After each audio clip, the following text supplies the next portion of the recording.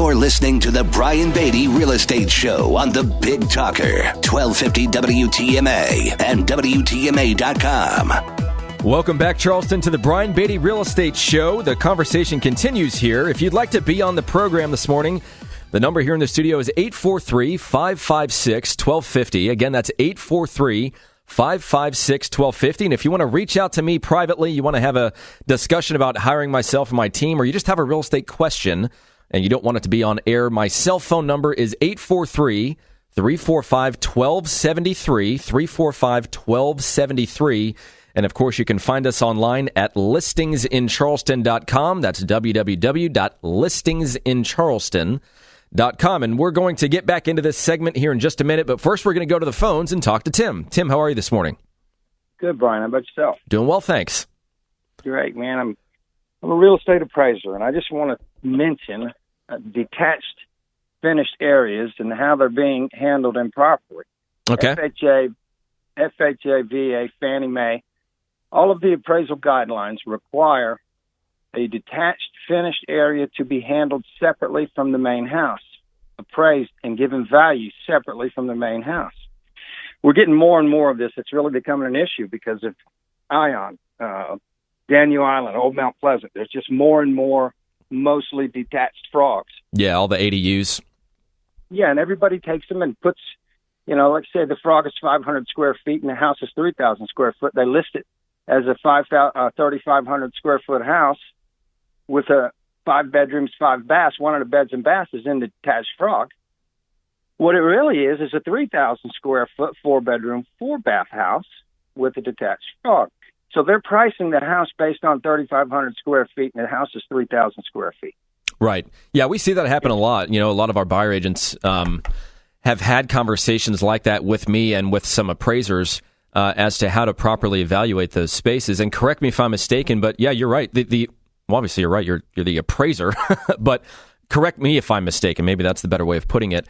We have to assign an entirely separate value for the square footage and the improvements of that space as being separate from the main home, because the quality, the finishes, the construction, the condition, all of those things could be different from the main home. So they are, in fact, different. You have to analyze them differently. You can't just take it and apply that total square footage of the home and the ADU, or, for the people listening, we might be over your head right now. So, Tim, I'm going to ask you to put this in layman terms for us. But, yeah, you have to create separate value for something that's outside of the main living space of your home.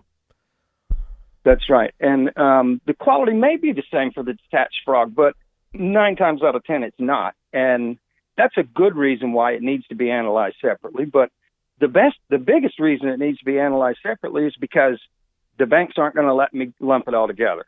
So when you analyze that house and price it, and then you're shocked when it's not a 3,500 square foot house, and I'm giving, maybe I'm giving $45 a square foot to the frog because it's lower quality than the, $280 square foot house. It's just not going to work out for the agents that list that altogether. The other thing is, oftentimes the county records list it all together, and the county records are so incorrect that you just need to verify square footage and everything on your own.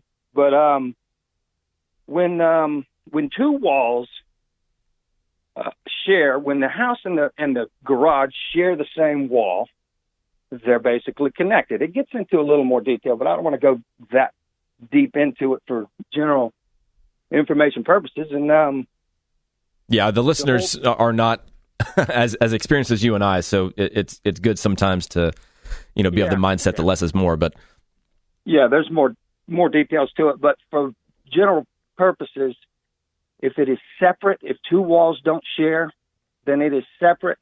And you need to price that separately. And if agents would, even if they put it all together for the total square footage, if they would put notes in the bottom saying that 1 bed, 1 bath, and 480 square feet is for the frog, that helps me appraise it. Agents are hurting themselves because I don't have the information I need to find another detached frog. There is a button in the MLS for a detached frog. Thank you. I bothered CTAR for months to get that button put in there. There's also a mother-in-law suite. And when you use these things, put something in the notes. Or the next time somebody goes to use your sale as a comparable, they're not going to have the correct information. They may look over a house that's right next door that nobody told me that was a detached frog included in that square footage.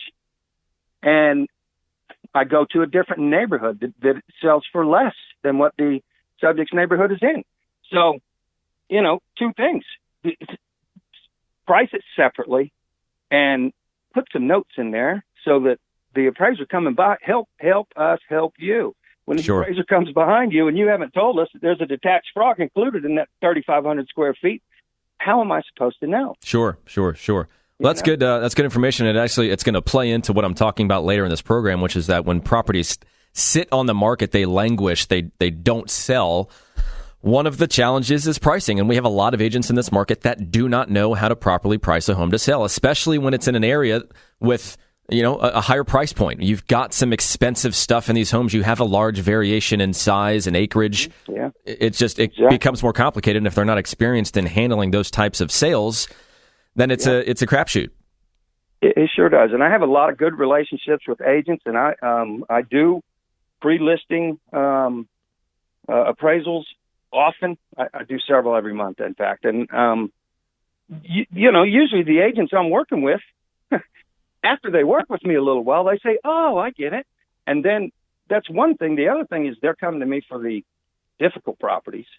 And for such a small amount of money when you consider the overall transaction, usually these properties are high-end properties that you look at it and I look at it and scratch my head. And then 2 days after researching the property, I come up with the answers. But right. Sometimes it takes 2 days to effectively evaluate a property. Right. And for those of you, and Tim, I appreciate that. I'm going to let you go so I can get back to my segment, but I appreciate you calling in. But I do want to just mention, and Tim, maybe you can help me with this, that from time to time, we do have situations in which I feel as though I need a second opinion. Look, I've sold 1,000 properties in the market. I know how to price a home to sell, but when data does not exist, it is a true opinion. It is an educated, well-researched opinion as to what we believe this home is going to sell for based on our knowledge of what other people are willing to pay for certain properties with certain upgrades of a certain size, with a certain number of bedrooms, bathrooms, square footage, acreage, blah, blah, blah.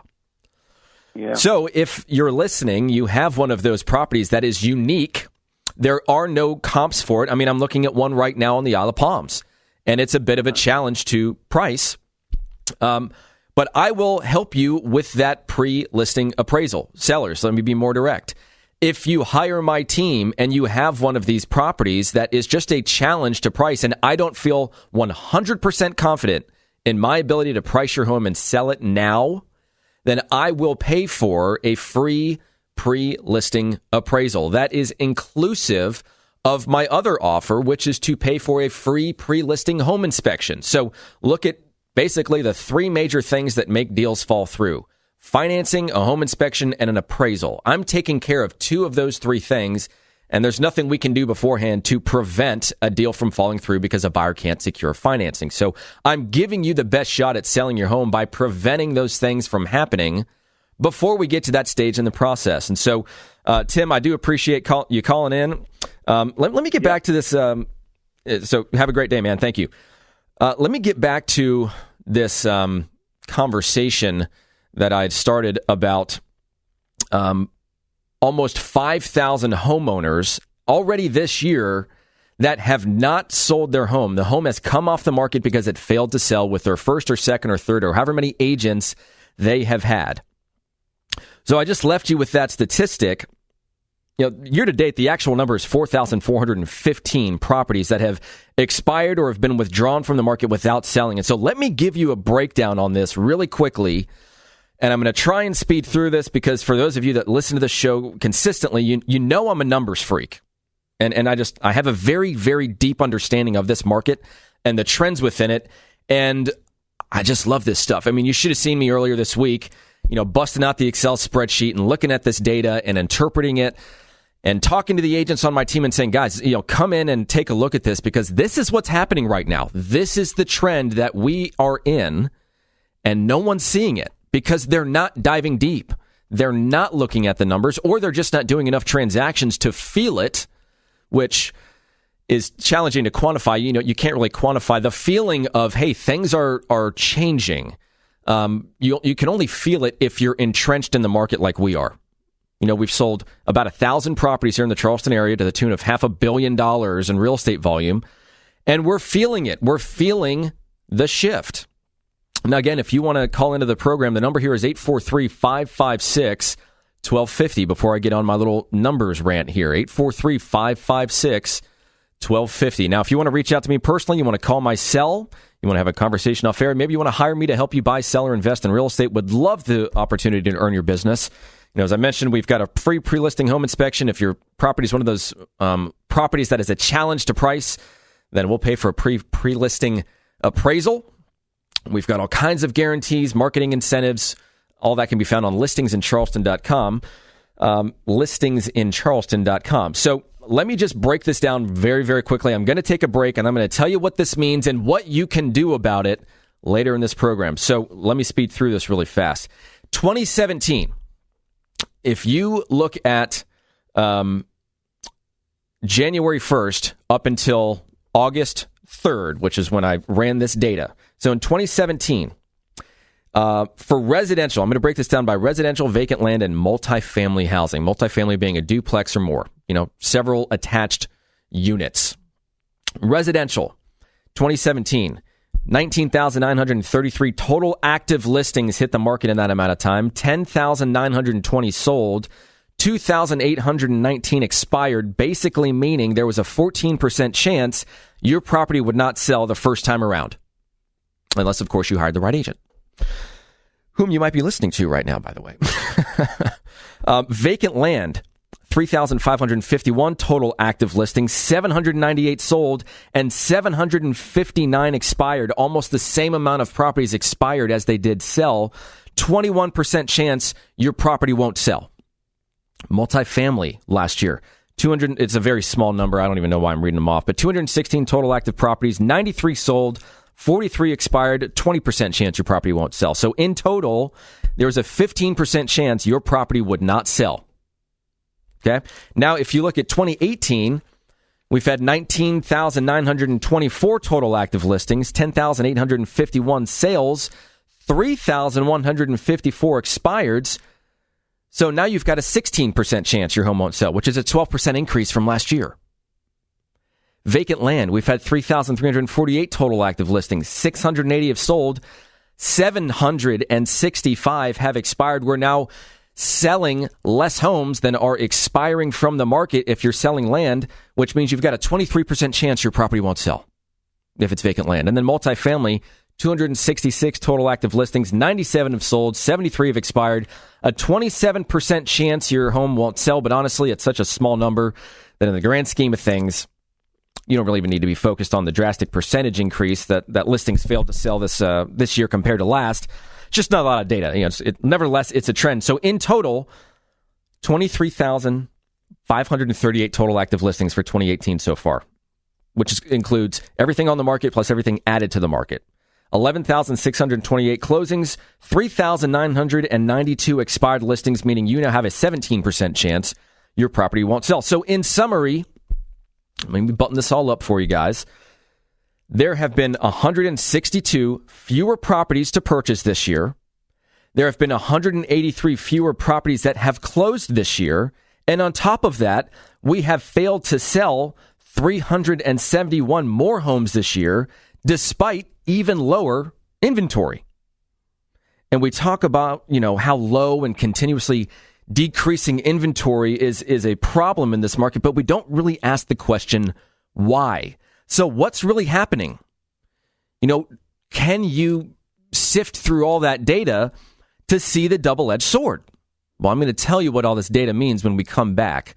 And this is where we're going to dive deep into it. And this is where I'm going to deliver the plan for you guys to better understand what you can do if your home is sitting on the market without selling, or if you've tried selling it and it just didn't work. So stick around. The good stuff is coming up next, right here on the Big Talker, 1250 WTMA and the Brian Beatty Real Estate Show.